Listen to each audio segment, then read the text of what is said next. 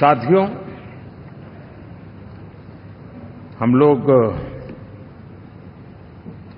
जब 4 जून के नतीजे चल रहे थे, मैं तो अपने काम में कुछ व्यस्त था। बाद में फोन आना शुरू हो गए, तो मैंने किसी को पूछा, यार ये तो ठीक है आंकड़े वांकड़े, तो मुझे ये बताओ कि ईवीएम जिंदा है कि मर गया?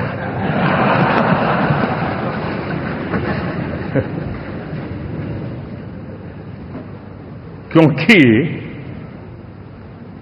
ये लोग तय करके बैठे थे कि भारत के लोकतंत्र और लोकतंत्र की प्रक्रिया के प्रति विश्वास ही लोगों का उठ जाए, और लगातार ईवीएम को गाली देना।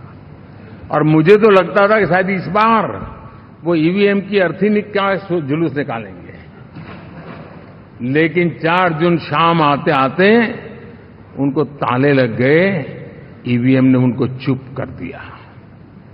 ये ताकत है भारत के लोकतंत्र की, ये ताकत है भारत की निष्पक्षता की, ये भारत की ताकत है भारत के चुनावी तंत्र की, चुनाव आयोग की।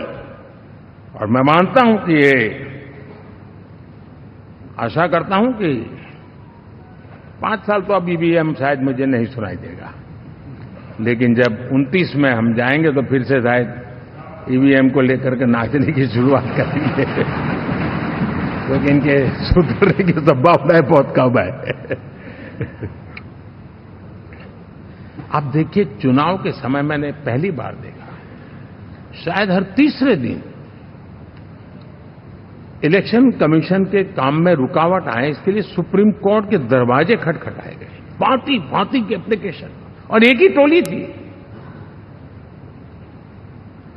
और लोकतंत्र के प्रति जिनका भरोभार अविश्वास है, ऐसे लोग सुप्रीम कोर्ट का उपयोग करते हुए कैसे रुकावट डाले, इसका निरंतर प्रयास करते रहे।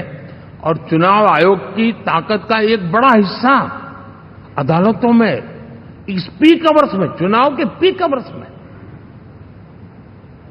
यानी कितनी निराशा लेकर के ये लोग मैदान में आए थे कि उन्होंने पूरा हमला उसी इंस्टीट्यूट पे लगा दो, ताकि चुनाव के कोई भी परिणाम आए, हम दुनिया के सामने भारत को भी बदनाम कर लें।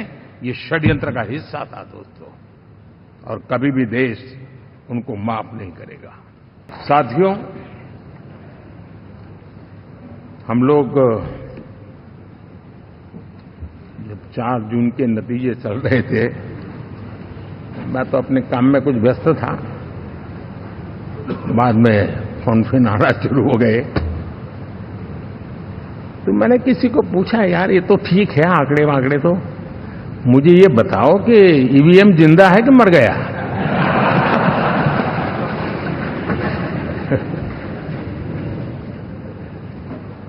क्योंकि ये लोग तय करके बैठे थे कि भारत के लोकतंत्र और लोकतंत्र की प्रक्रिया के प्रति विश्वास ही लोगों का उठ जाए, और लगातार ईवीएम को गाली देना। और मुझे तो लगता था कि शायद इस बार वो ईवीएम की अर्थी का जुलूस निकालेंगे, लेकिन 4 जून शाम आते आते उनको ताले लग गए, ईवीएम ने उनको चुप कर दिया। ये ताकत है भारत के लोकतंत्र की, ये ताकत है भारत की निष्पक्षता की, ये भारत की ताकत है भारत के चुनावी तंत्र की, चुनाव आयोग की। और मैं मानता हूं कि ये आशा करता हूं कि 5 साल तो अब ईवीएम शायद मुझे नहीं सुनाई देगा, लेकिन जब 29 में हम जाएंगे तो फिर से शायद ईवीएम को लेकर के नाचने की शुरुआत करेंगे, क्योंकि इनके सुधरने की संभावनाएं बहुत कम है। अब देखिए, चुनाव के समय मैंने पहली बार देखा, शायद हर तीसरे दिन